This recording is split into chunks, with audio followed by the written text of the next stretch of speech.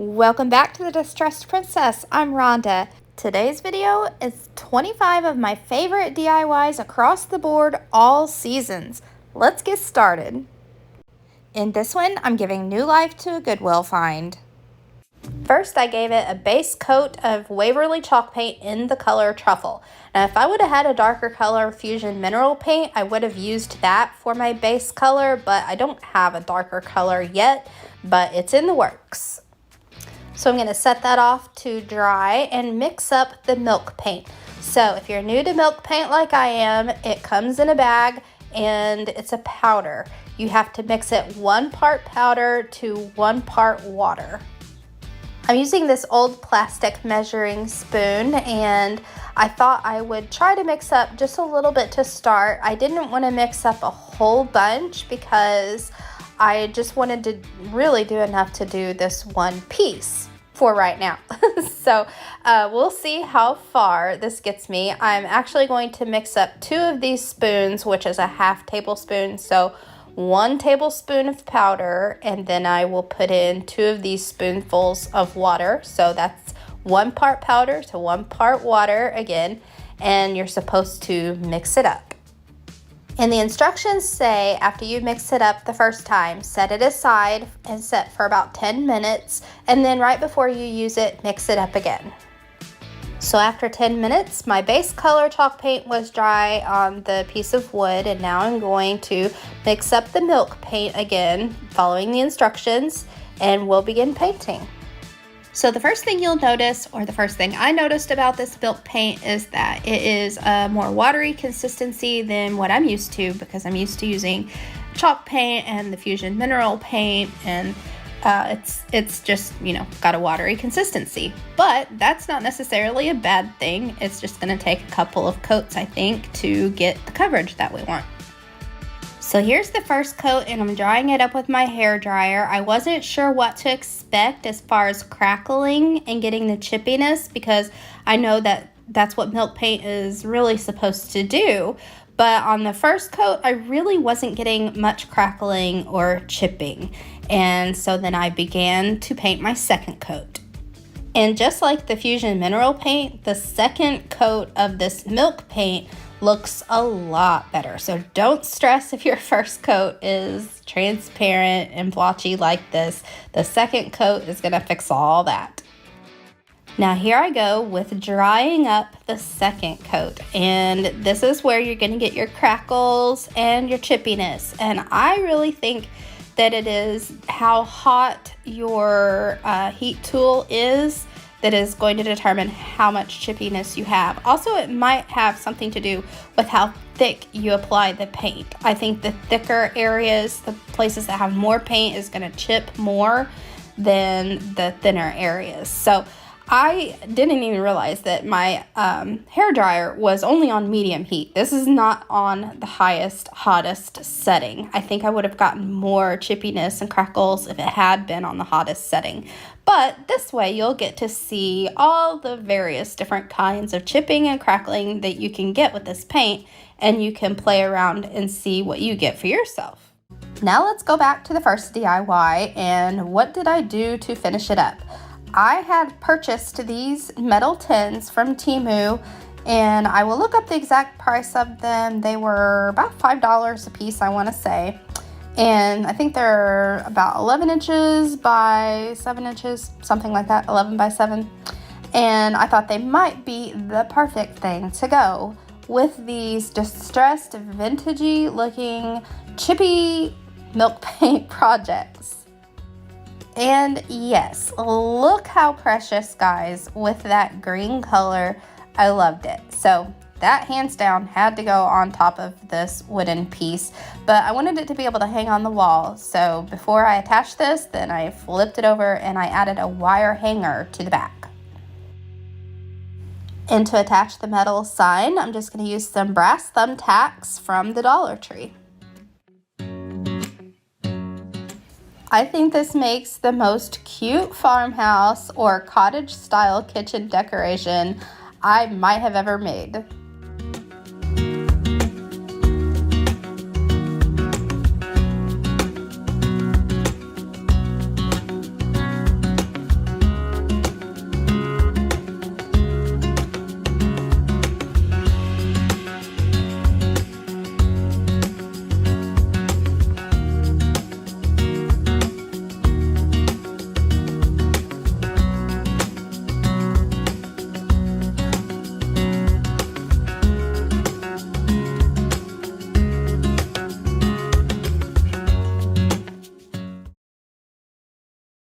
a shelf. And instead of a shelf, I'm going to go another route, and I'm going to use this rake. And I've seen this done many, many times, but this is the first time I've ever tried it. I'm going to take this outside and spray paint it with the same color blue that I did the bowl, and look how it turned out. I think that's so stinking adorable, and we'll be able to hang things from it just like you would a peg shelf. If you are observant, you noticed in the beginning of this video that I did not have my blue rake hung up that I made in a previous video, and I love it so much. I had put my original farmhouse sign up here, and I'll show you the reason why. If you have a problem with your drywall not having studs where you need them like I do, then I'm going to show you something that really helps make my life easier. So see, this is the nail that was in. I've tried 2 holes, and this drywall wouldn't hold this nail to hold this heavy rake. So I'm going to use a Hercules hook. You can get these at Walmart, and they're really easy to install. I already have holes where I wanted it to go, so it made it really easy for me, but it's easy to poke this through the drywall just barehanded. And the way this hooks into place, that hook goes up inside the drywall, and when it's already all the way in, then there's no way for it to come out, and it's very secure and will hold heavy things on your wall.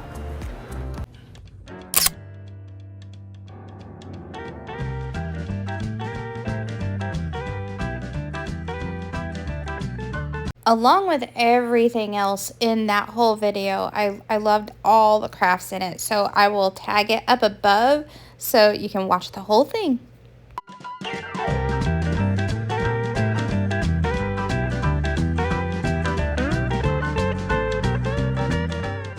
Remember these old Halloween decorations? Well, every year my grandma put these on her doors and windows, and I think they're the reason why I love vintage Halloween so much, because when she got these out, I knew Halloween was getting close and it was time for fun.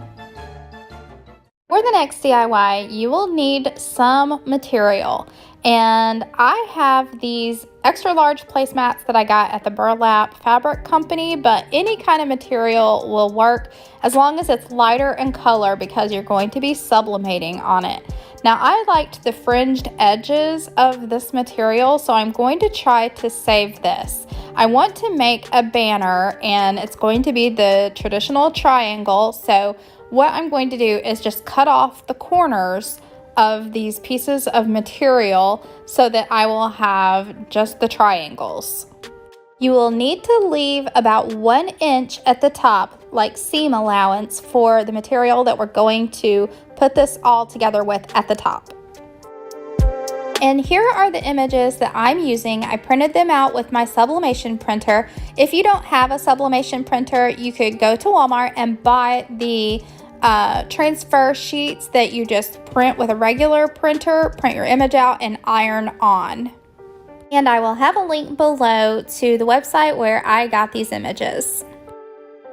For sublimation, I set my Cricut Easy Press to 385 degrees, and I'm going to press it for 35 seconds. Make sure the pieces that you're sublimating on are free of lint and hair. If your material has any wrinkles, you can just use your Easy Press to iron those out.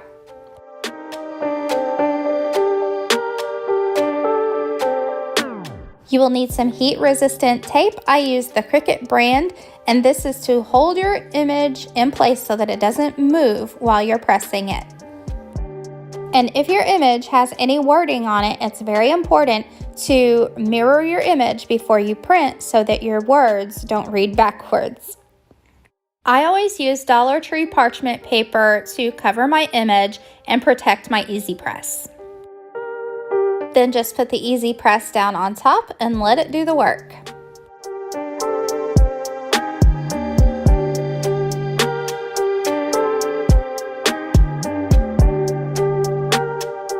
And the most fun part of the whole process is revealing your image. Next, I used hot glue to attach all the triangles together at the top. I counted it most important that the fringed edges meet up just alike. So there will be some pieces of mine, because of the way I cut them, that will be sticking up higher at the top, but that's okay because it's going to be hidden. So I dug around in my vintage goodies bag and dug out this hem facing that is black, and I thought it would be the perfect thing to go along the top edge of this banner to hold it all together. So I hot glued that all along the top, and I left enough that it can fold over to the back. I'm sure there's a lot of different ways you can achieve this look. You could sew it, you could use heat bond tape or fabric glue, but I am just using hot glue because that's what I have and it was just easier for me. Now the banner is pretty much completed. All it needs now is a little embellishment. I'm going to make some messy bows using these Dollar Tree ribbons. I picked these because they're vintage Halloween colors, orange, black, and white. I'm going to cut them all about the same length, and the wider ones, I'm going to cut those down the middle so they're not as wide.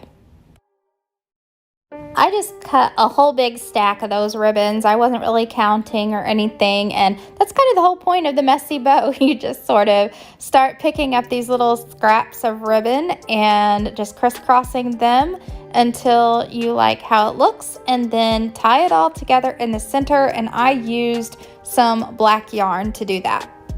I made enough of these messy bows so that they could go in each place where the triangles connected on the banner. Then I hot glued them in place. And I really think that these messy bows set this banner off perfectly.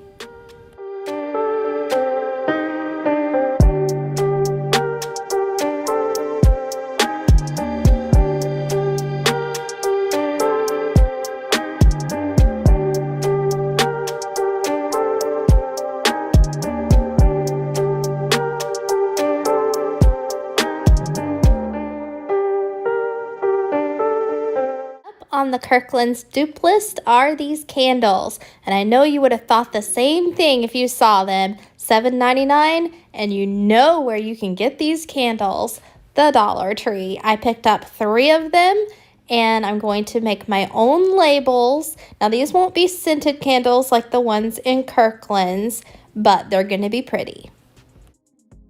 The first step is to remove their original labels. Here are my own labels that I made using the Canva program. There will be a link in my description box so that you can print these out for yourself and use. They don't say the same thing as the candles in Kirkland's because they had their scent names on them. I just made up some new things to put on here. Once you have the labels printed, then cut them out. Then do a test fit around one of your candles to see what length you'll need to cut off.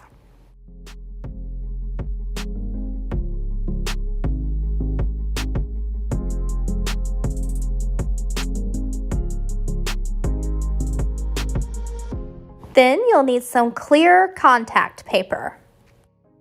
Cut a piece of the clear contact paper that is the same size as your label, but adding about 1/2 inch around each side. Then peel the backing off of the contact paper and stick it down to the front side of your label. And surprisingly, this went down with not a single wrinkle in it.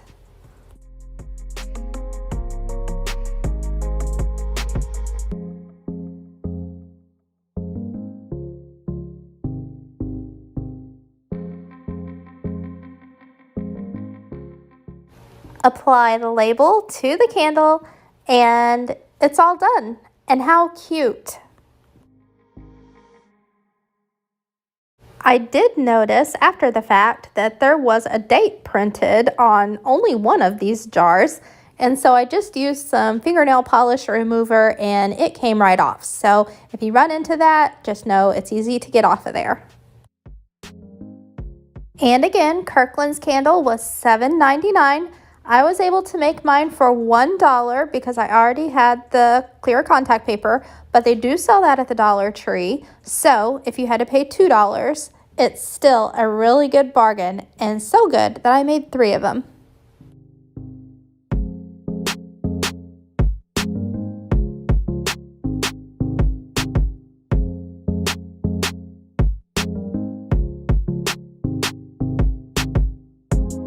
So we have this little grouping now, and I have another thing that I want to add to it, and it is the book. There are so many pretty things that you can do with books to add some decoration to your home. Now, if you don't like books being taken apart, please avert your eyes, don't watch, because I am going to tear off the first page and the front top cover of this book, well, and the back cover too.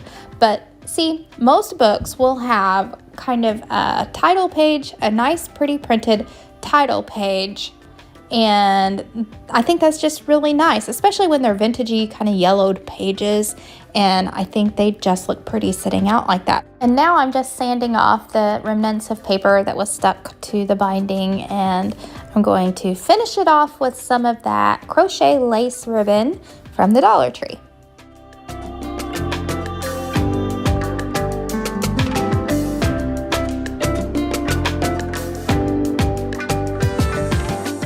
I think this is all such charming little decorations, and all of them together was less than $2.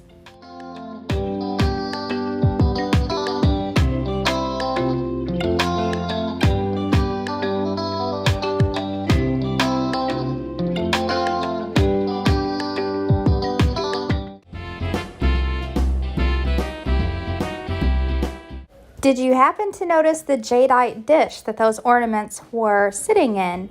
Well, it's not real jadeite. I'm using some of these dishes from the Dollar Tree, and I'm going to give them a jadeite makeover. Now, there's lots of people that have done this technique before, but the best tutorial I've seen is Farm Charm Chic. I'll link her video in the description box below. She used a pistachio color Krylon paint, which I was unable to find, so I'm hoping that the seafoam green will give me the same effect.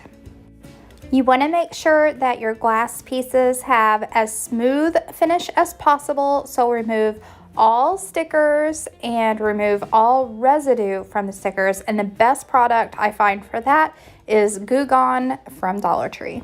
The temperature at my house today was in the 30s, so I had to set up an indoor spray paint booth using a giant Chewy box that this little rascal's food comes in. And I don't think were happy about me using their box because they had been playing in it in the living room, but it's going to become my spray paint tent today. I'm going to give these dishes 2 light coats of this spray paint, and I'm only painting the outside of the bowl and the underside of the plate. I won't be spray painting the inside of the bowl or the top side of the plate at all.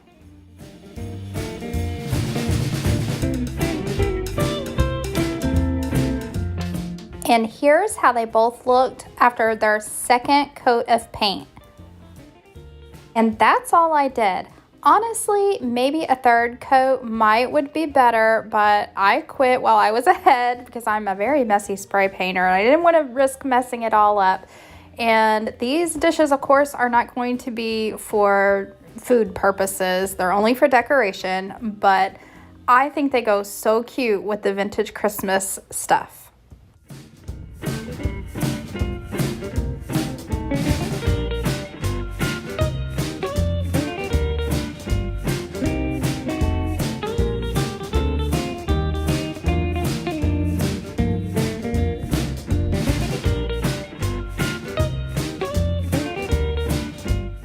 And the next thing on the list is the watering can.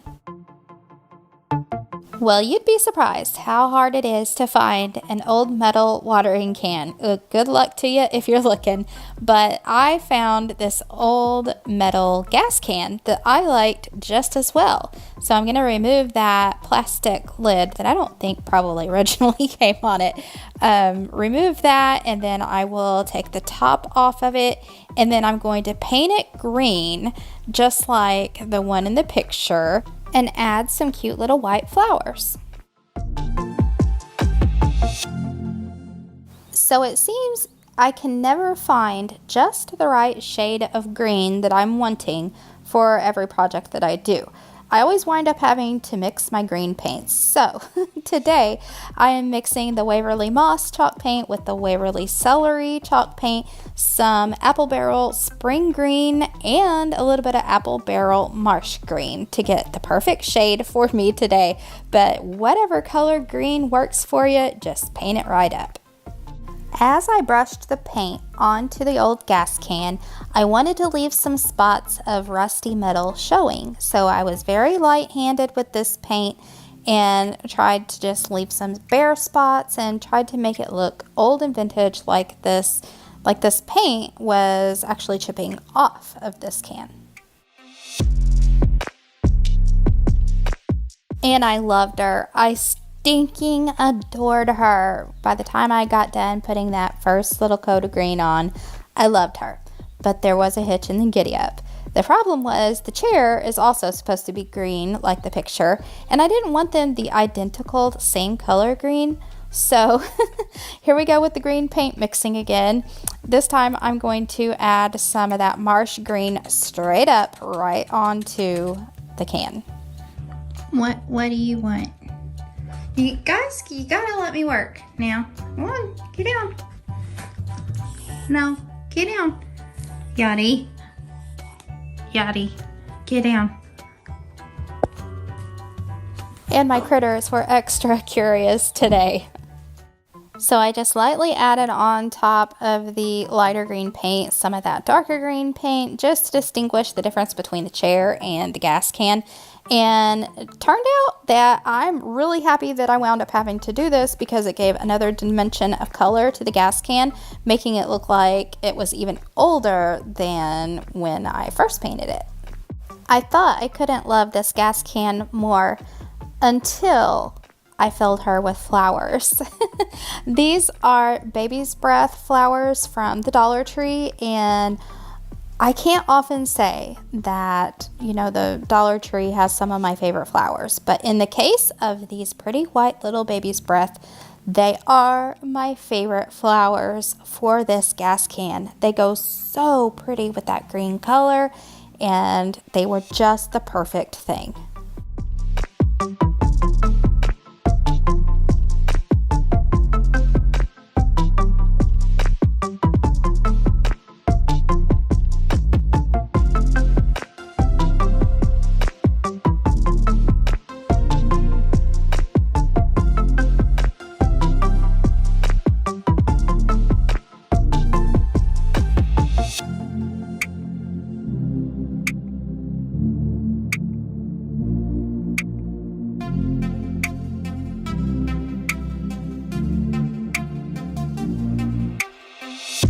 Another wicker basket. This one has a liner, and it was sort of the perfect size, I thought, to make a door hanger out of it.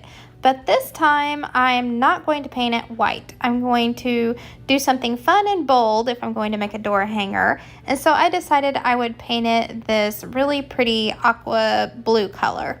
But before I do the aqua blue, I'm going to spray paint it with some of that white spray paint first, so that maybe the blue will be brighter on the brown when it's all said and done.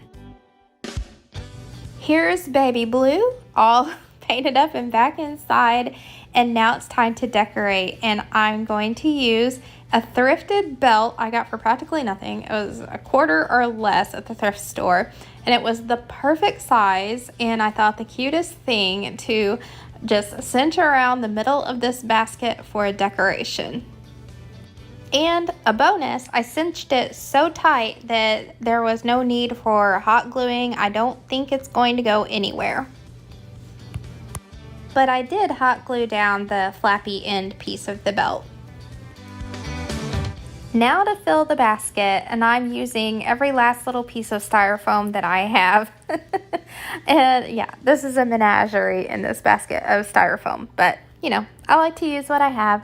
So now I'm going to fill it up with all the little white flowers that I have in my stash. Here's what this little basket looked like before, if you'll remember. And here's baby blue now.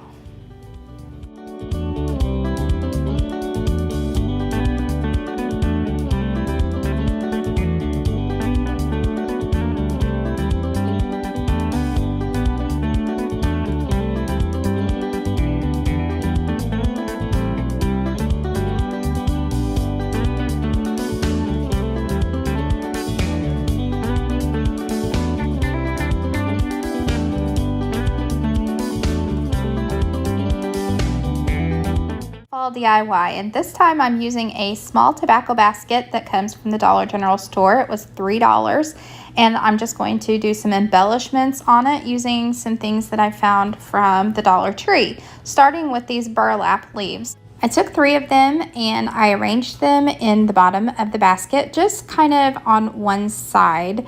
And I noticed that some of the stems, the wires on these leaves were not attached, and some of them were, so I guess they're supposed to be attached. Anyway, the first 2 I laid down, they didn't have their wire stems, but the last one did, so it was able to be kind of formed and manipulated to the basket a little better.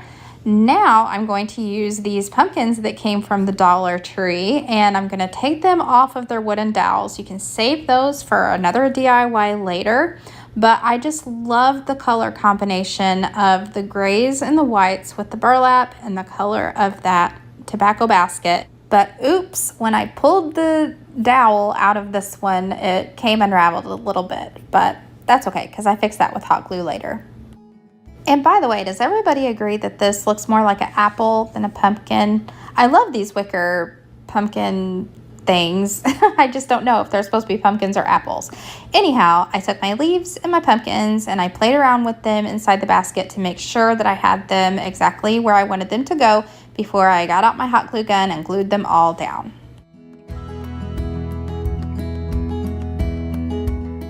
Now I was looking at it and I thought I was all done, but then my eye wandered across the table and saw that I had another little set of pumpkins from the Dollar Tree, the little gray ones that have the clips on them, and I thought, yeah, it needed to be added to the group. So I pulled the clip off of the pumpkin so that it wouldn't be getting in the way, so I could hot glue it down easier. And these clips might come in handy for DIYs later, so put those to the side, don't throw them away. And I added that one more tiny little gray pumpkin, and yeah, that completed it for me.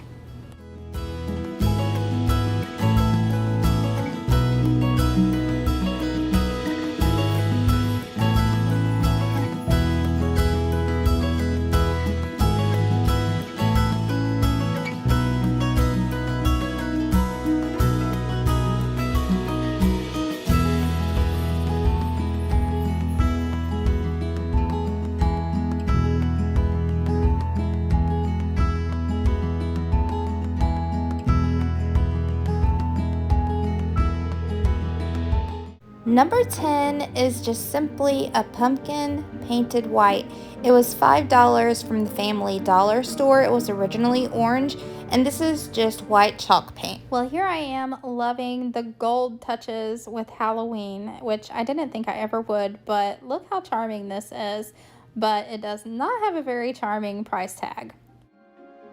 There are only a few simple ingredients you'll need to make your own. You'll start out with a set of books. I chose to do 3 books, 1 large, 1 medium, 1 small, but you could do, I think Grand and Road actually had 4 or 5 books in their stack, so however many that you like. And I want to point out that once I took these jacket covers off of these books, the colors of them were beautiful. I had a green, a black, and a maroon, which it surprised me. I didn't know what colors I was getting because I'm painting them. But look how pretty those are together. If you weren't going to do anything, they make a pretty book stack. Before we begin painting the books, first we need to rough them up a little bit. So around the edges where the pages lie, that's too new, too pristine. We need to do something with them. So I'm going to show you 2 ways to make these pages look like they're from older books. The first way is to trim around all the edges of the pages. This is time consuming, but it is the lesser messy way of the 2 ways that I'm going to show you. Also, this is the preferred method if you have sinus problems. You'll understand why when I show you the next method, but this is the more time-consuming but less messy way. The second method is to use a utility knife to scrape along the edges of the pages, which roughs them up, it tears them, and you can even cut into the book like you see I'm doing here. But the downfall to this is it creates a lot of dust, like really fine dust, and it does get everywhere, including up your nose. So you pick the method that works better for you, or if you don't even want to rough up your book ends, you know, that's your choice. But I think I like this method better for me just because it's faster.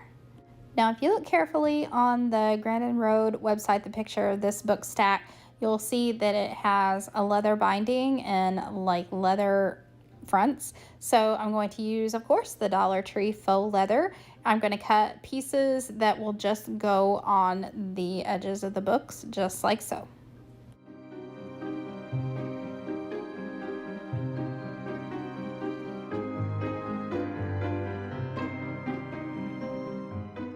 And I used hot glue to glue them down.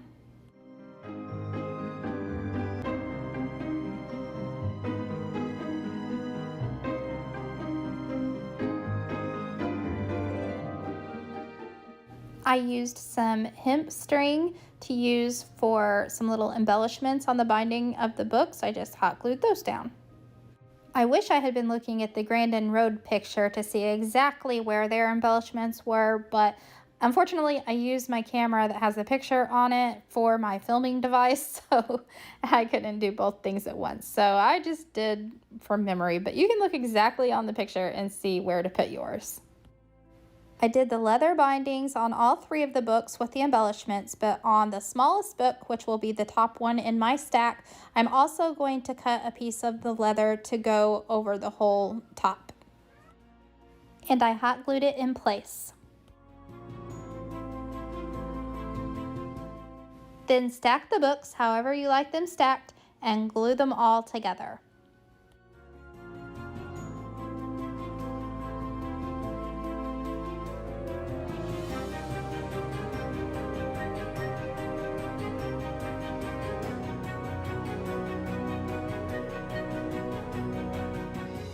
Next, you'll need a large spider. Use the spider of your choice. This one happened to come from Goodwill, but I know they have them at Dollar Tree. Just use a large spider that fits the top of your book stack, and he is going to get painted along with the books. And I used the cheap Dollar General gold spray paint. After it dried and I got it back inside, I saw where some of the leather pieces were popping up and some of the little embellishments were coming back off. So I just hot glued them back down in place. But don't fuss over everything too much, because remember, this is a Halloween decoration and these books are meant to look rugged anyway. And then the last thing is to hot glue the spider in place. And I love this book stack for my witchy kitchen.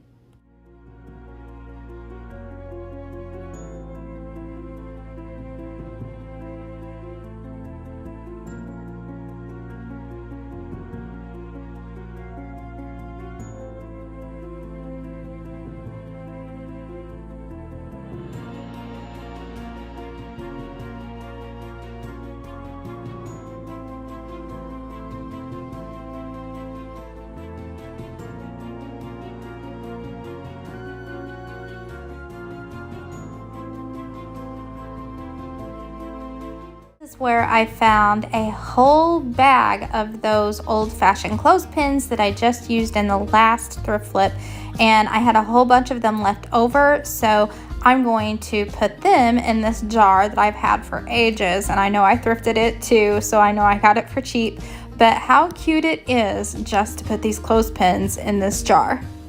But to give it a special touch, I'm also going to make it a fabric label out of some of this material that I've had. It's actually a placemat, and I'm going to cut a piece just to fit on the front of the jar and use some rubber stamps that I got at Michael's to stamp some words. And the words that I'm using to stamp onto the fabric is wash day. After I cut my material, I made sure to keep the frayed edges because I liked those a lot. Because hot glue won't stick very good to glass, I used double-sided tape to attach my label to the jar.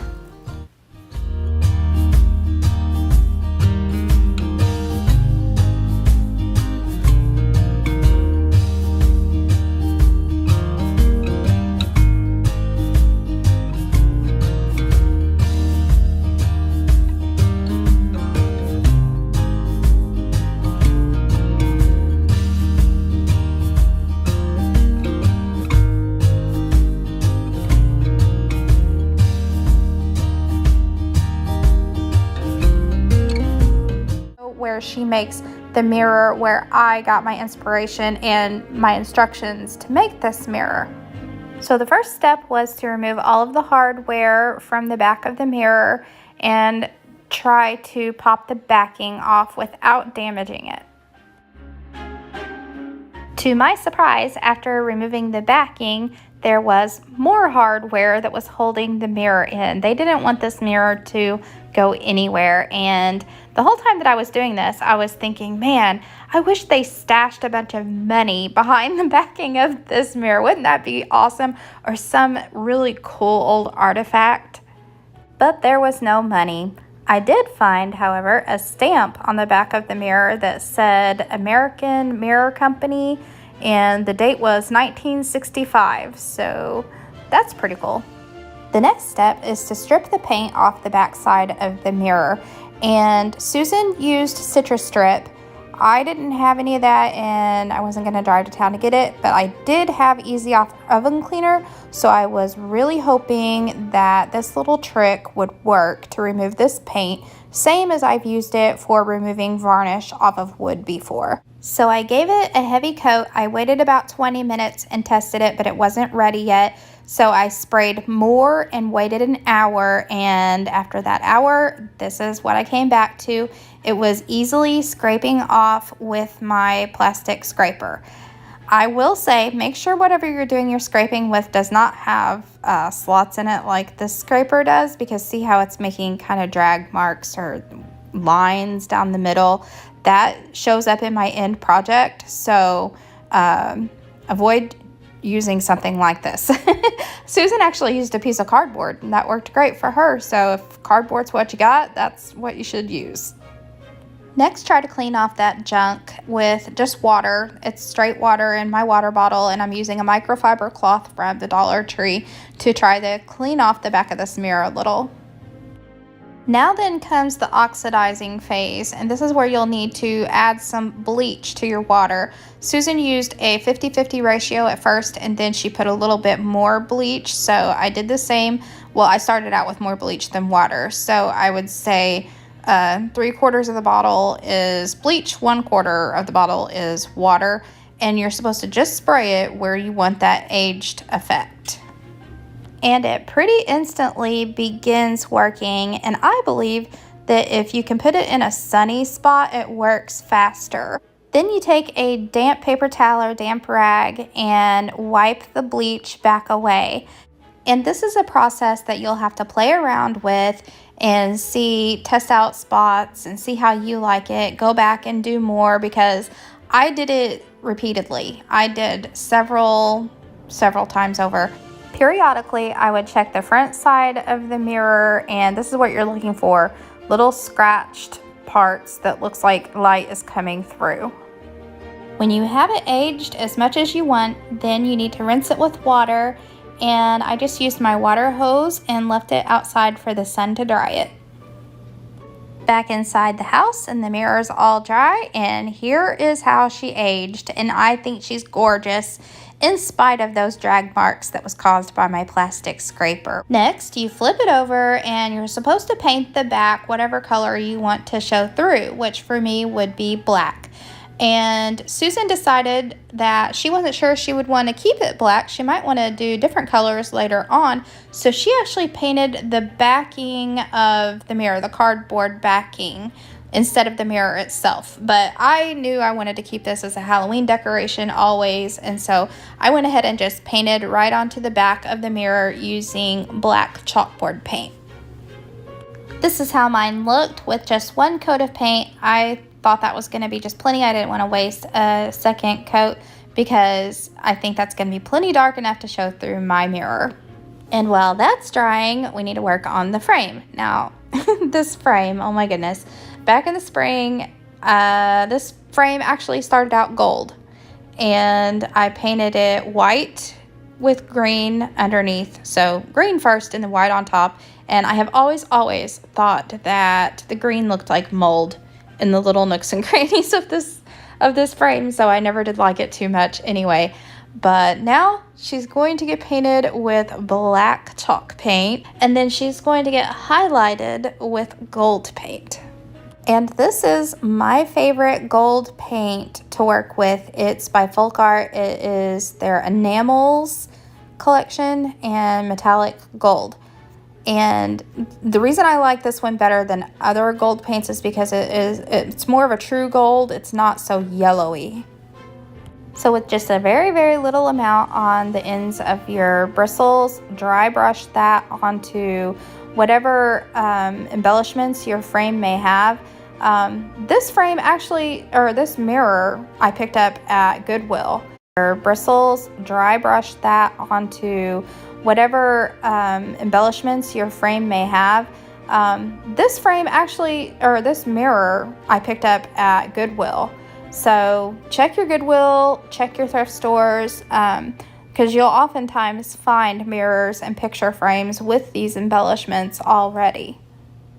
She's gorgeous. I love her. I love her so much more now that she's black and gold instead of white and moldy green. Now the next step is to actually put your mirror back in, put your backing back on, and reassemble the whole mirror. And you just saved yourself a whole ton of money by doing it this way, because mirrors like these do not sell for cheap.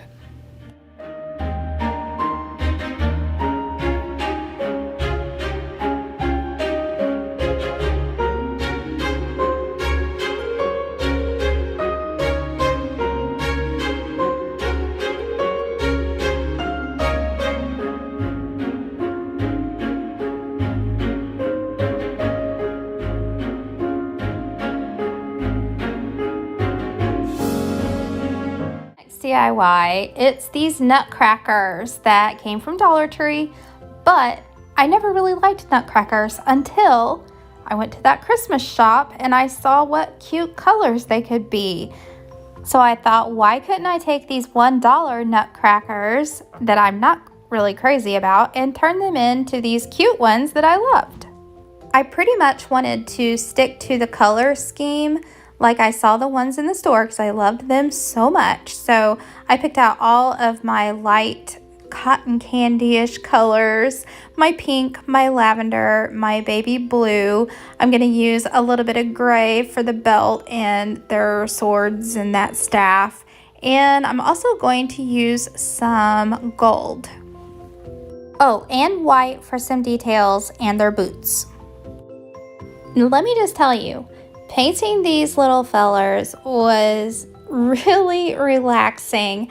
I just sat down at my table and just started painting away. And yeah, it took a couple coats. It took some time. It took a steady hand to get some of these details. And I am in no way saying that my painting of these nutcrackers is perfection, because it is not. But I'm not looking for perfection anyway. I just wanted them to be cute. And speaking of cute, somebody tried to run off with my paintbrush. As a matter of fact, he didn't run off with this one, but he did get a hold of another paintbrush that I've still yet to find. It's in this house somewhere. I don't know what he did with it.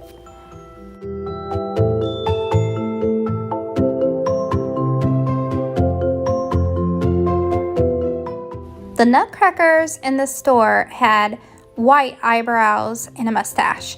And so I thought that would go better with the colors too. So I wanted to paint over the black ones that were on these Dollar Tree ones. And I thought the best way to go about that would be with my white paint pen, but it just wasn't working out very well. So I scrapped that and I got a really thin brush and just tried my best to have as good a steady hand as I could to just paint it on with white acrylic paint.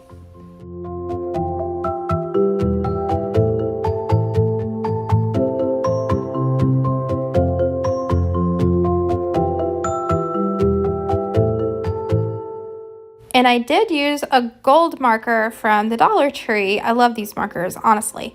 And I used it to put the details, the laces on their boots, the buttons on their jackets, and a few other little details.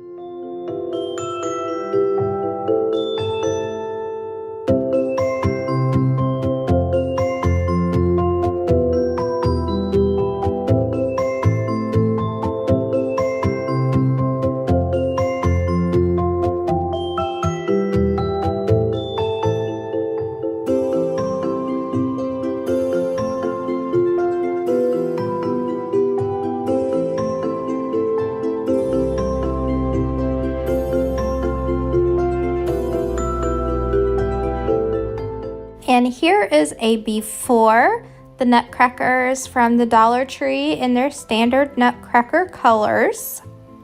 And here is the after in their sweet cotton candy pastel colors.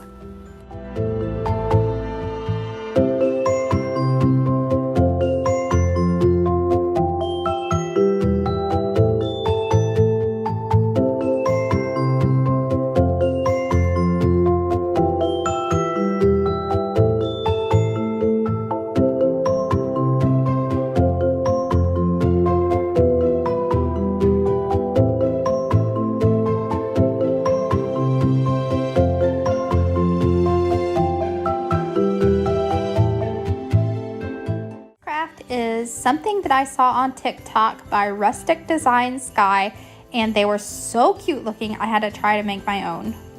Again, use the fabric of your choice, plaid or buffalo check or whatever scrap fabric you have. I didn't have anything that was of the homespun variety, so I picked up these stockings from the Dollar Tree.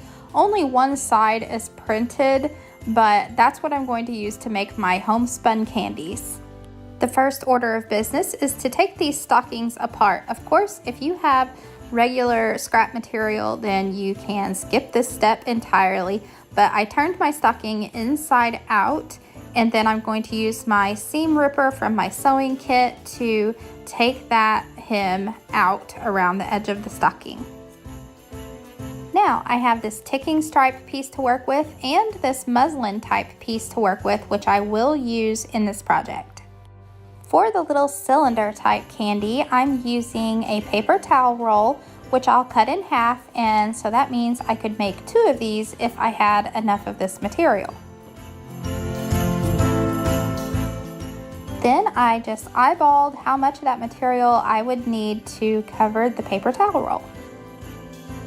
And I used hot glue to secure that material to the paper towel roll.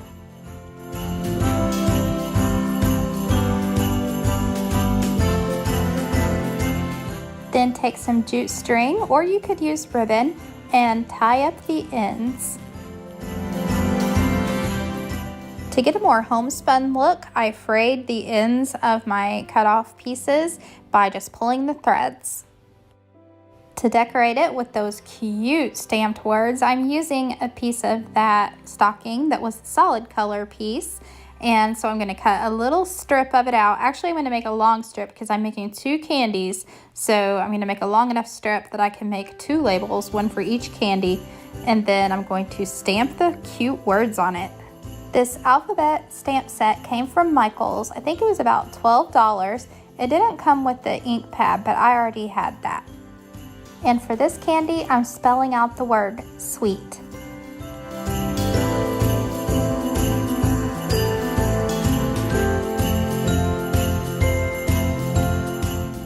Then I cut off my label and frayed the edges. And I used hot glue to stick it onto my candy. You really could stop right there, but I felt like it needed a little something else, so I stole this little bow off of another ornament that I didn't like so much, and I hot glued it onto my candy. Stinking adorable. So thank you, Rustic Design Sky, for this idea. For the second candy, I'm using the same kind of stocking but in the red color, and I'll be using for the candy a empty ribbon roll. So same everything, I had to take my stocking apart, and now I'm cutting off my piece that I'm going to wrap my candy in. Even though it's a round candy, I'm still going to use a square piece. It wraps just the same.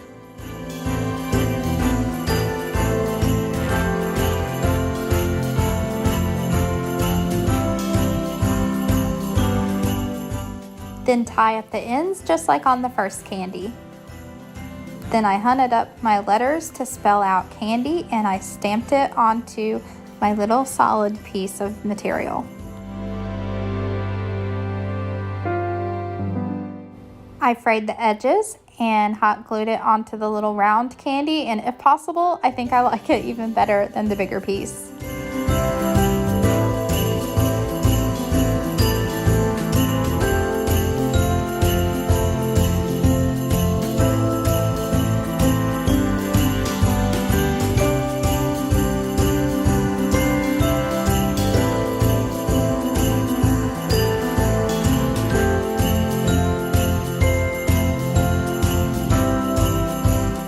Now let's get to work on this stuff. This is one of those old vent grates that I got from the store I just showed you.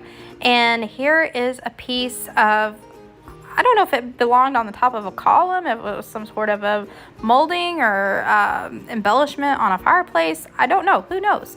But it looked to me like it could attach to this grate and make a really cool shelf. So I brushed all the loose dirt off of the grate, and now I'm going to mix up a little concoction of paint. I wanted it to be white in color, but not stark white. So I'm mixing just a little dab of brown with my white chalk paint. Now, the most fun thing about repurposing things like this to me is that you don't have to worry about being perfection when you're painting. So this already has a lot of character. So it's got some rusty spots, it's got some chippiness to it. I do not want to completely cover all that good stuff up. I just want to brighten it up with some of this white paint and let some of those old chippy places and rusty places shine through. And I used the same color of brownish white paint to paint the brown places on this wooden piece. I didn't paint over the front where it was really nice and chipped up. Then I took a dry paper towel and wiped back off some of that white paint.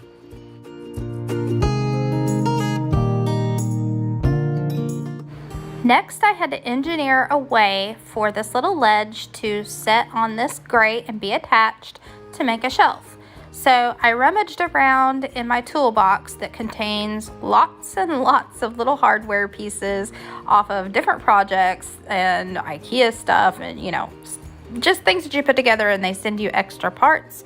Well, we had these little brackety type things. I don't even know what they were originally for, but they're not being used, and I'm sure they're not going to get used unless I use them. So I'm going to use them to attach this. They wound up being the perfect thing. So if you have anything like this laying around, know that you can use them for a purpose just like this.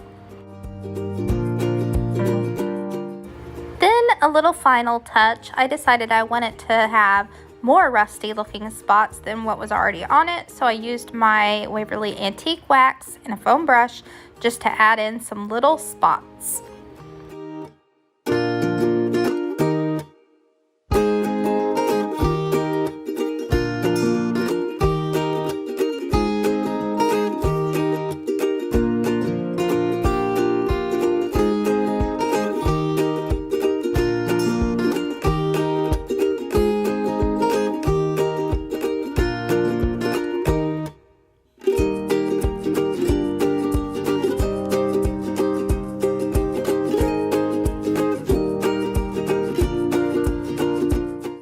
DIY is a two-way project, and I'm starting with this picture frame that I thrifted for only $2 at a thrift store, and I'm also going to use some of these wooden planks from the Dollar Tree.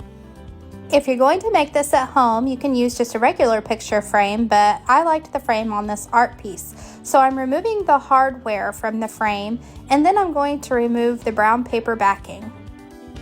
Next, remove any staples or hardware that is to keep the picture inside.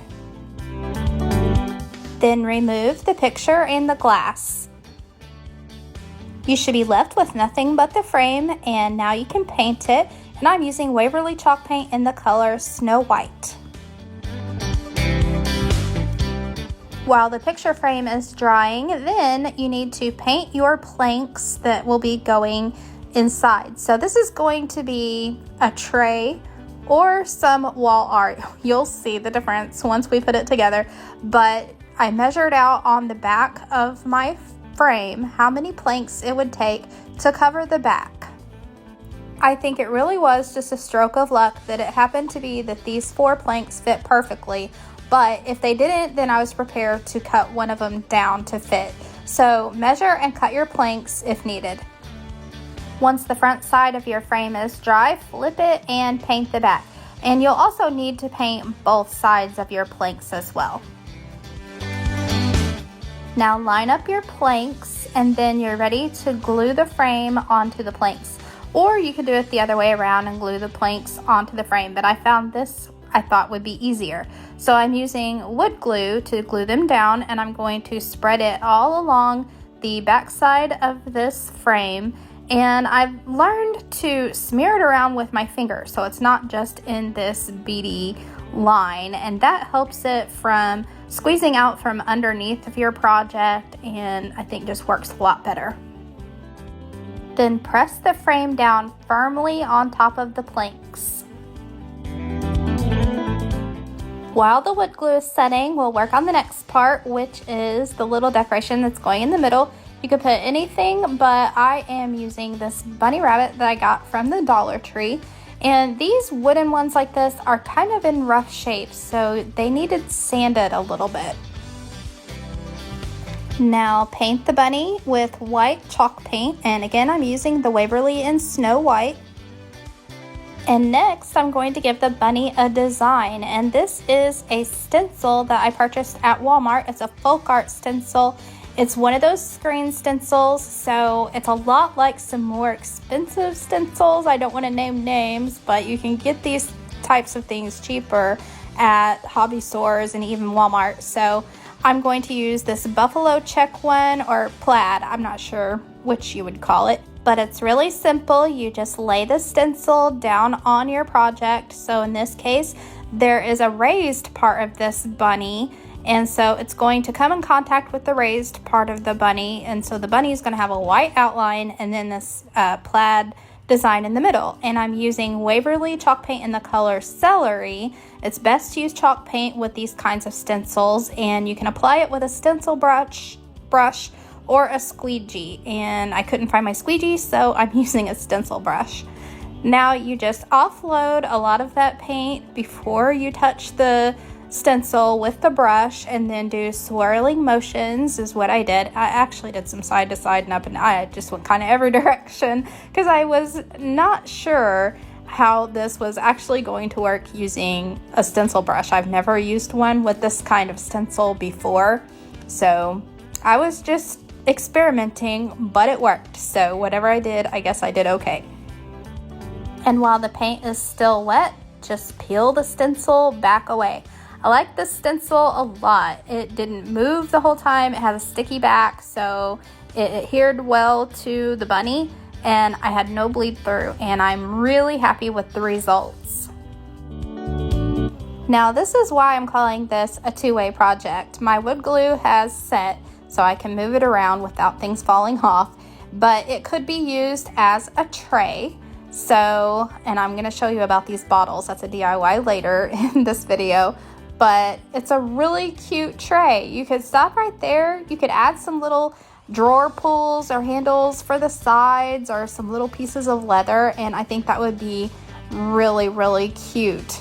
But I already had a picture in my mind of decoration I wanted to make kind of for Easter, so that's why I made the bunny, and it's going to be some wall art. I used the same super glue wood glue. You get this at the Dollar Tree, by the way. It is my favorite wood glue. It works just as well as Gorilla Wood glue and all the others I've tried. And I'm using the smearing on the back technique, and I'm going to put it down in the center of my frame.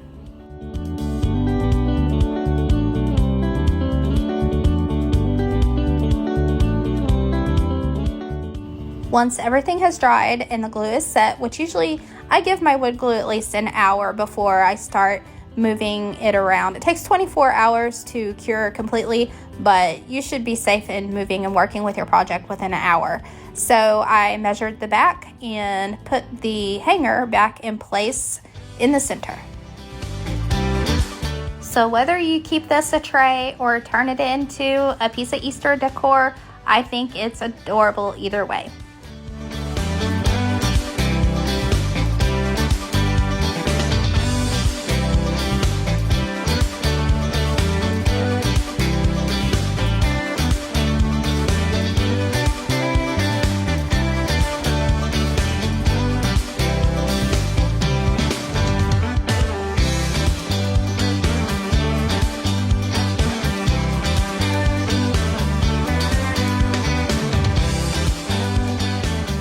I chose to use these front and back covers from these books. From my last video, I only used the books, but I said keep these wonderful colored fronts and backs that I tore off because I would craft with them later.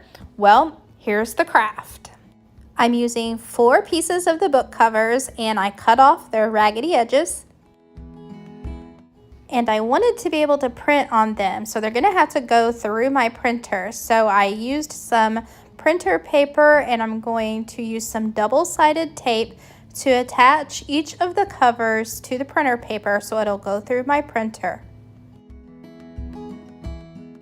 And in the Canva program, I made these garden tags, or these flashcard things, which I will link in my description box below if you want to make these for yourself.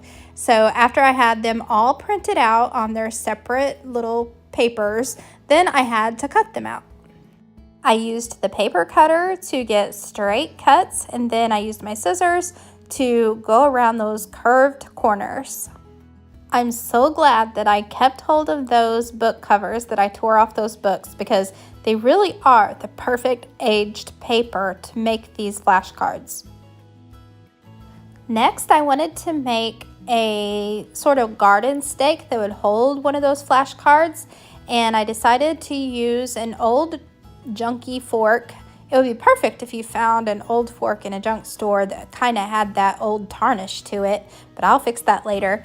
Anyway, I'm going to bend down the 2 middle prongs with my needle nose pliers. And I know they have a special tool for this. It might be in the jewelry making section of a Michael's or Hobby Lobby.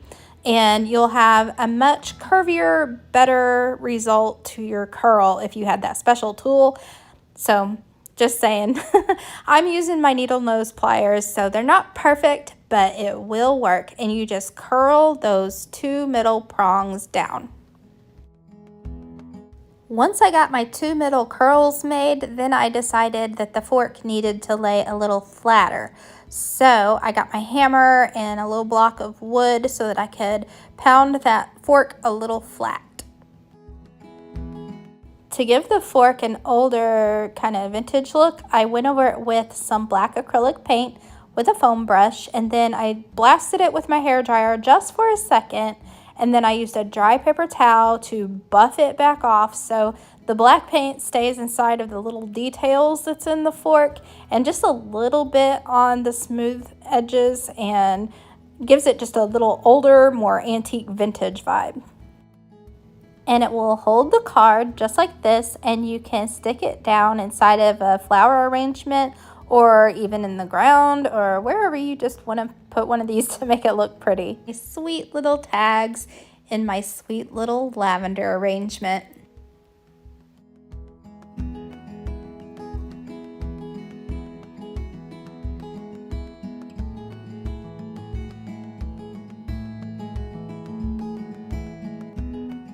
This is a laundry basket full of miscellaneous dishes and vases and things that I picked up at the Goodwill store, and I'm going to build some outdoor things for our bird friends.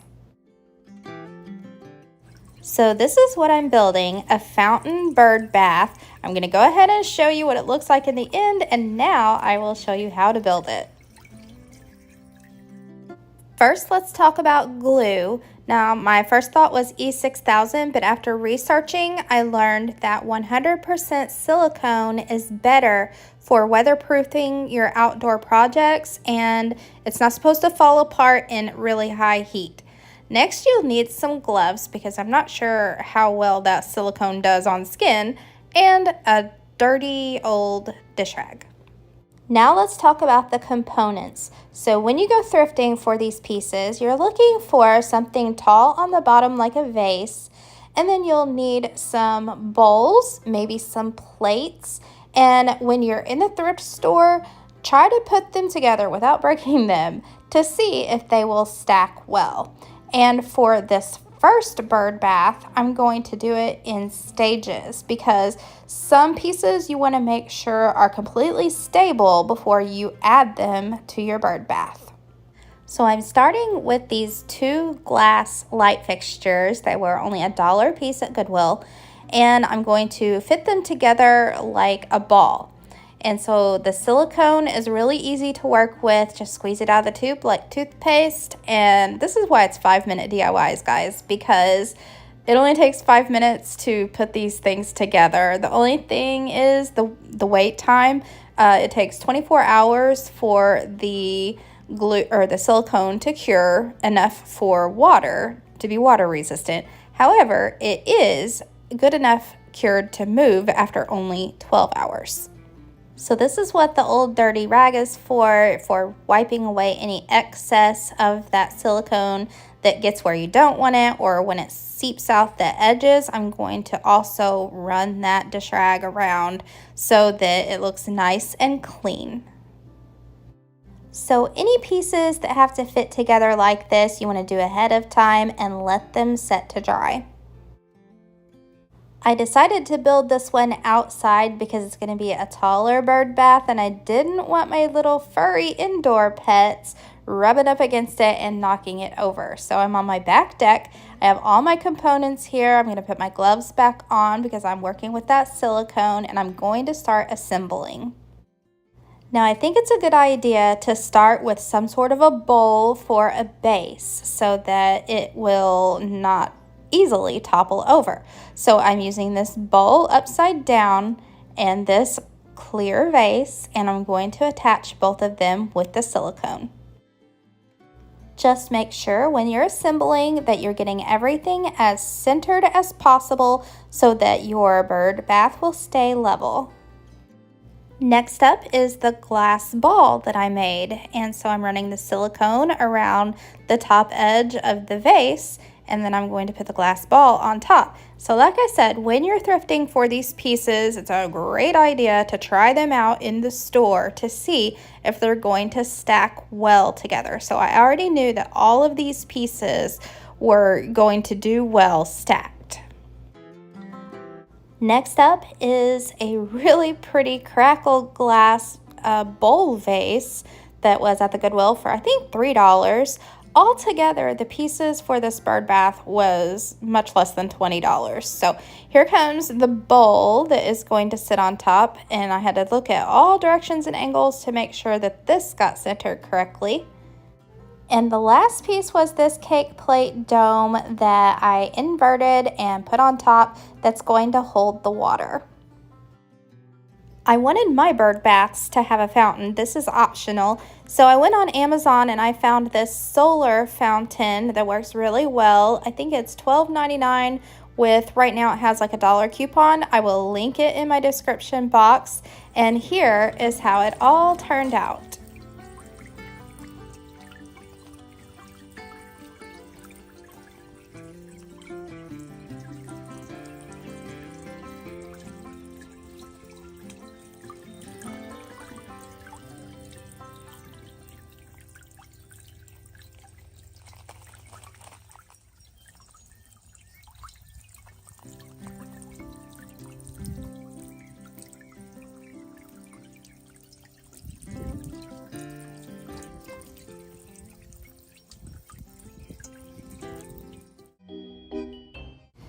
The next DIY is using a Dollar Tree witch hat.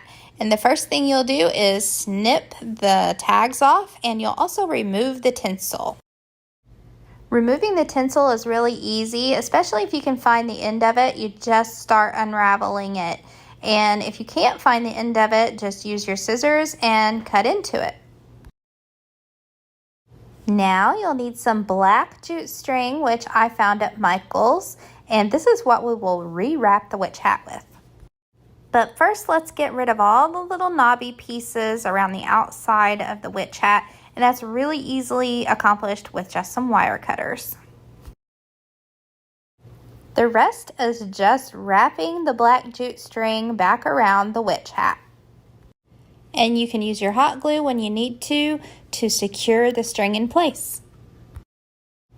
I don't know that it really makes a difference, but I really liked to wrap my hat in kind of a zigzaggy pattern. So I kind of zigzagged up the hat, zigzagged back down the hat, and back up the hat and down the hat until I had it all filled up just how I wanted it. When it's all covered, now you add the magic, which is just simply some rice lights. And I just wound them around up and down the hat too. And you don't have to, but I tucked the battery pack into one of the strings in the back.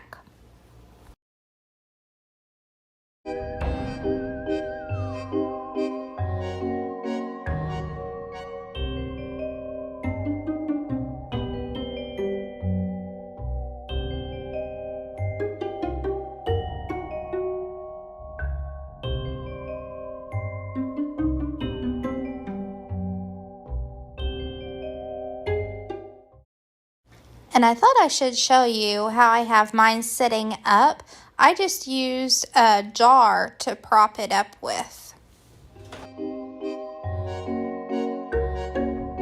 thing I worked on was the green drawer, and I decided that I was going to sand it down because the color of the green was just a little too green.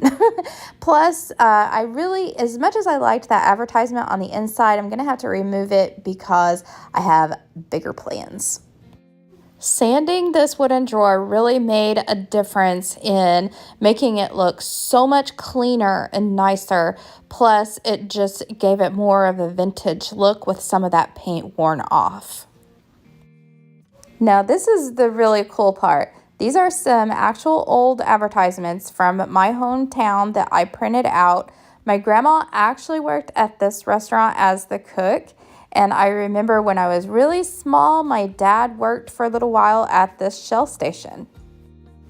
If you're looking for advertisements like these for your hometown, check your local Facebook groups because that's where I found mine. I printed out 2 sheets and then I cut them apart and puzzle pieced them together in the bottom of the drawer. And you can use craft glue or Mod Podge to stick them down to the bottom. When I came back to this project later, I decided that it needed some embellishment on the outside, and Dollar Tree has been making some really nice stamps. So you don't need to buy the expensive IOD things or expensive stamping because Dollar Tree's been stepping up the game. I chose these stamps because I thought that they could look a little wintry.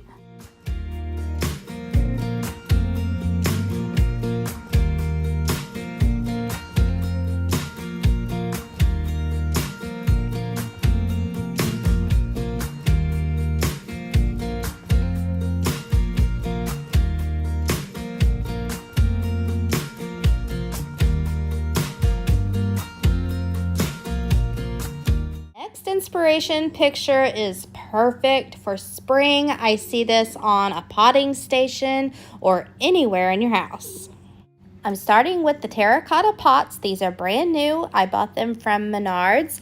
I have a couple of sizes. The bigger one was like $2.50. I got 2 of them, and the smaller one was $1.50. And I also got the little round plate tray thing that was $1 something. So pretty inexpensive for this set of terracotta pots.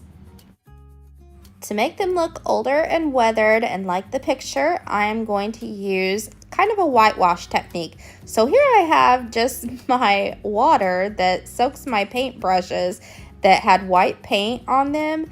and so it's very, very watered down. So I'm going to start with that, but then I figured it needed just a little bit more paint. That was too watery. So I got my white chalk paint, and what I did was I dipped my brush into the chalk paint and then into the water and then tapped it onto the pot, and I had more paint that would stick to the pot.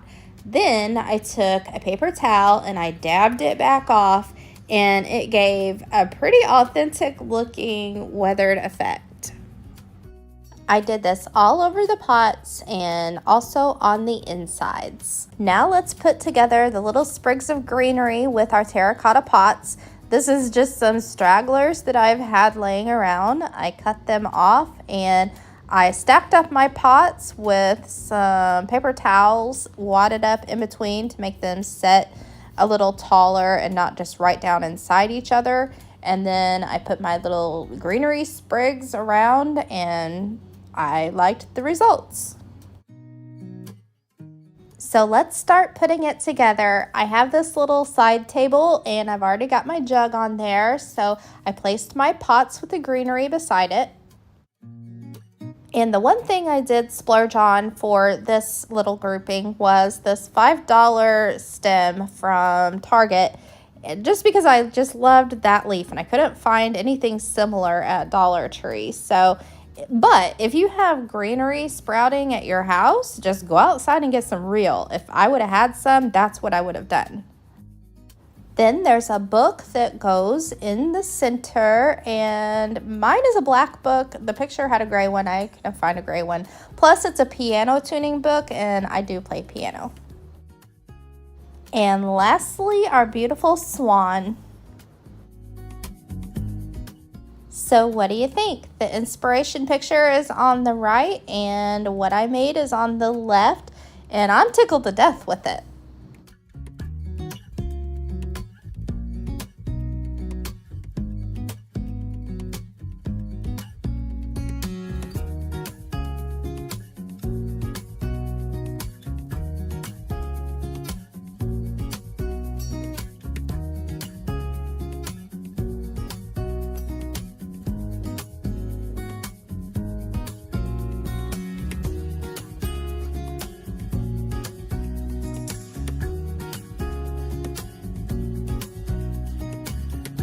I'm making today, you'll need flour sack towels, and I found this package of 5 at the Family Dollar store for $5. And you'll want to cut the tags off of each flour sack towel that you use.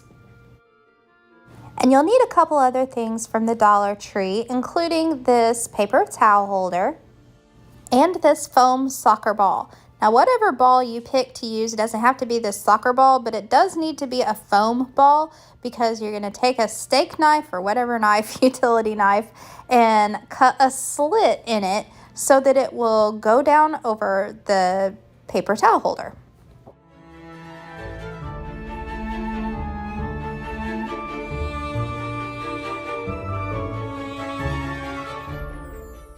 Next, you'll need a bowl that you don't use for cooking and some school glue, and we're going to make a floating ghost. So the idea here is to take the flour sack towel and dip it in a mixture of water and glue, and then drape it over our soccer ball that's on the paper towel holder, and it will make the ghost shape, and it will harden and keep its shape when you remove the ball and paper towel holder later. And I used the ratio 2 parts glue to 1 part water. Then dip your flour sack towel down into the glue mixture and try to cover every single little bit of it. Then drape the flour sack towel over the soccer ball and arrange it to where you like how the fabric is hanging so that it looks nice and ghosty-like. And for extra assurance that this was going to stiffen up, I went to the Dollar General store and got some of this spray starch, and I sprayed it heavily on top. And this starch was only about $1 something. Then leave it to dry overnight. The next day, you can carefully remove the ghost from its form, And keep that soccer ball and paper towel holder because you'll need it for another DIY later. And now all you have to do is decorate. My ghost did get a little bit dented when I was removing the soccer ball, but it pops right back into place.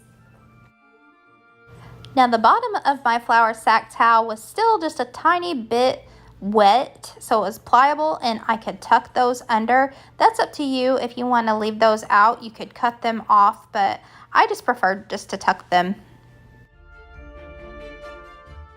Now you have a freestanding ghost. I think it's pretty cool. And I decided to use some black buttons for eyes, and I used hot glue to attach them.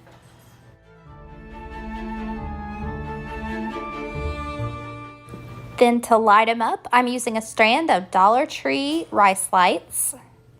And I sort of curled them up just a little bit so they wouldn't just lay flat on the bottom, and I stuck them up inside of the ghost. Now you could attach them if you wanted to with some hot glue, but I didn't want to make these lights permanent. And it would also be really cute to make some more of these and kind of line them up in the center of like your dining room table with a strand of lights underneath them, and it would be a really pretty centerpiece. And you'll want to keep watching to the end of the video because I will show you what all of these light up ghosts look like at night.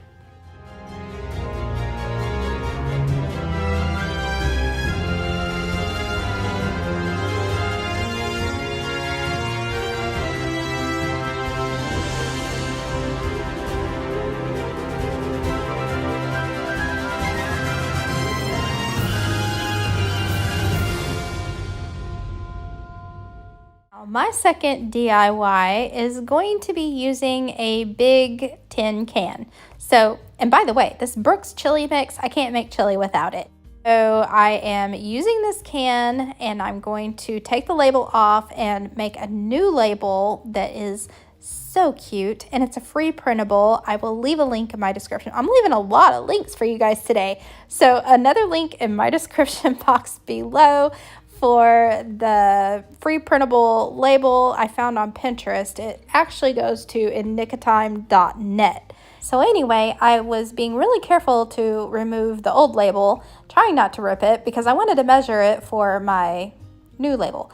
But you could just use a fabric measuring tape and go around the can, or measure it however you want. Just make sure that you take measurements of your can before you print out your free printable.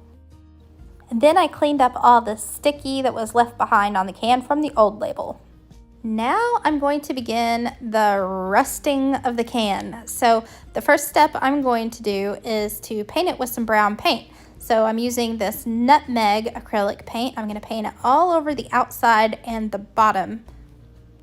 Then I'm going to dry that all up quick fast with my hair dryer.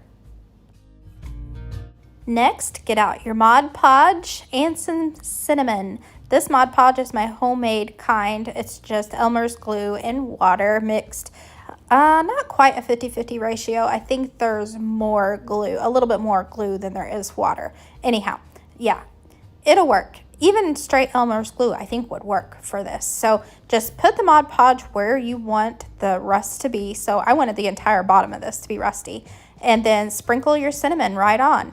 And you can press the cinnamon down with your foam brush, or you can use your fingers, or you can just leave it laying on top. But I find if you smush it in a little bit with your fingers or the foam brush, it makes it just a little bit more lumpy and like rustical.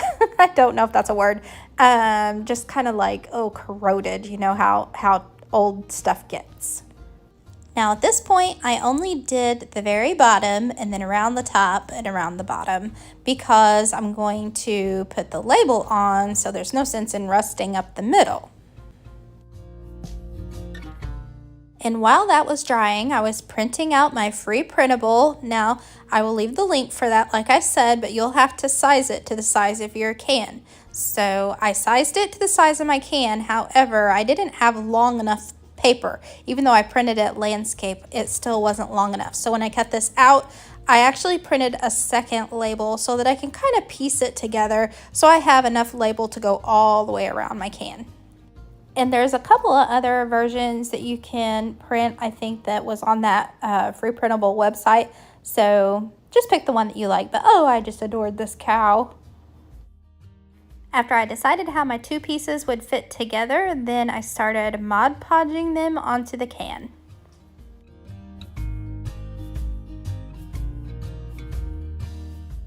And you can avoid having to piece yours together if you have the longer paper. Is it 11 by 17? Whatever that longer paper is. If you can print on that, then you should have no having to piece anything together. Or I guess you could use just a standard size tin can. Mine was a big chili can. And the label is attached. Now I make sure that I squeeze all the Mod Podge around, make sure it's stuck really good. And I kind of wanted some of those tin can ridges to show through. Now the next step is to add more rust. So that I wanted this label not to look new, I wanted some of the rust to come up over the edges of the paper and kind of dirty it up a little bit. So using the same Mod Podge and cinnamon method, I just kind of went along in places and made some more rust. That was really fun to do. I loved making this can and I want to make some more, and it turned out so stinking precious. I love it. It's in my kitchen right now. So I'm going to fill it with some greenery, and like I said, I'm low on floral foam, so I'm going to stuff the bottom of this can with some paper towels and then use the couple little pieces of floral foam chunks that I have.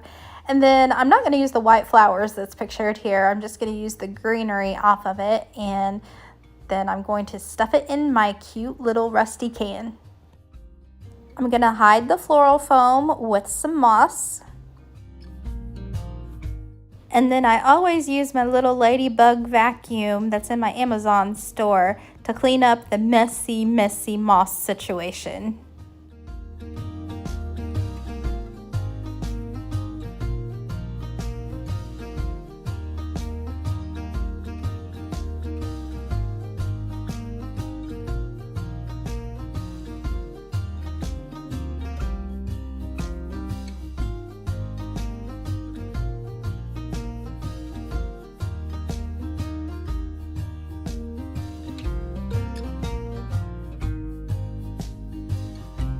A little project that's going to totally change how my kitchen looks. And it did not cost me a cent because I already had all the pieces. This is a spindle that I thrifted for $2. I have some Dollar General store bookends that were $7 when I purchased them, and you can still get something similar on Amazon, and a piece of wood that's from my husband's barn. I wanted to make a shelf like some of these that I found online, but look how extremely expensive. Amazon, and a piece of wood that's from my husband's barn. I wanted to make a shelf like some of these that I found online, but look how extremely expensive they are. The main component of this is the bookends or corbels, whatever you buy. There needs to be a way to attach yours to the wall. And the easiest way for me, I believed, was to drill a hole in the back of these so that I can then put a screw in the wall and these will sit in the screw, if that makes sense. So two things: I had to make sure that the hole I drilled was wide enough for a screw to go in, and also deep enough. Then I painted up the shelf portion, and I was trying to match how the corbels looked, so I'm going to paint it with my DIY white paint. And it was just a quick one coat. You see, I didn't worry about all the coverage because it's going to get distressed. But before I distress it, I'm going to use my antiquing wax to kind of go over the edges and make some darker spots and look like there's some chips in that paint. This is a process, and the more you do it, the more you're going to feel like you're getting better at it. It doesn't take any talent. It's just wherever you want the little chippy places to be, that's where you put them. And if you get too much of the brown, then just go back over it with white and start again. Then I went over it with some light sanding. And everything I did with the shelf, I did the same thing with the spindle. Now I'm going to freeze right here so you can see that there is a hole drilled at the end of the spindle, and so that's where I'm going to place a screw, and the screw is going to set in the corbel in this little cutout piece I've circled right here. So here I am placing the screw, but see how I don't screw it all the way in, so it's going to set inside of the corbel. And later I'll add some wood glue. And here I'm placing the screw on the other end of the spindle. I can't say why, I figured it would be easiest to piece this together on the wall. So I'm going to do a little test fitting here, make sure that my shelf is cut down to the right size, and then the next thing I'll do is put my corbels on the wall. First, take down the thing that I'm tired of. I like to use the masking tape method when I'm hanging things on the wall. Say like you have a picture with two hangers on the back. That's how I'm treating these corbels. So I take a piece of masking tape and I run it between the two hangers on the back of the picture. Then I take a pin or something and poke a hole where the hanger is through the masking tape on each end. And then when I take the masking tape and put it up on the wall, I know exactly where the holes are on the back of whatever I'm hanging, so I know exactly where to put the screws in. Then I put the spindle into place, and I know this looks rickety right now, but remember, I'm still assembling and there's going to be wood glue. And then the exciting shelf comes in because that's where all the pretties are going to sit. Husband approved. It is level. So now that it's all assembled, that's when I use my super glue wood glue. I get this at the Dollar Tree, by the way, and I put some on each end of the spindle and I put some under the shelf. So when this comes off of the wall, it will all be in one piece. So what do you think? It totally makes my kitchen feel more like the prairie style that I've been wanting so much. It reminds me of a grandma's kitchen with the linen that I hung from the spindle, but I don't mind grandma's kitchen. That's where I felt good. So you do you, but I'm gonna decorate grandma style.